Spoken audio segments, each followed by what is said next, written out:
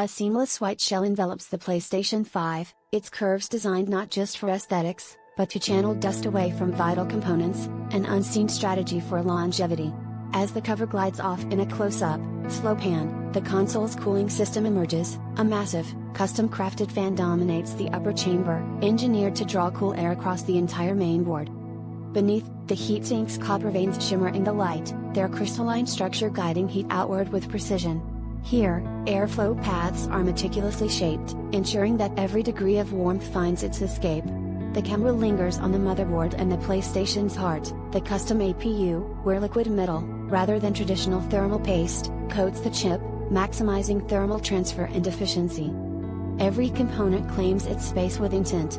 The power supply nestles at the console's base, isolated from heat-sensitive areas, while storage and expansion slots are positioned for easy upgrades and rapid data access.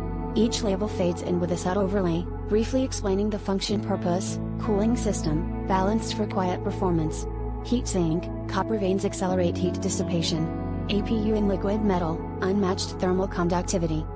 Sony's engineering choices become clear in these hidden details, a symphony of materials and airflow. One small change here prevents a massive overheating problem, ensuring that performance and silence coexist within this intricate machine.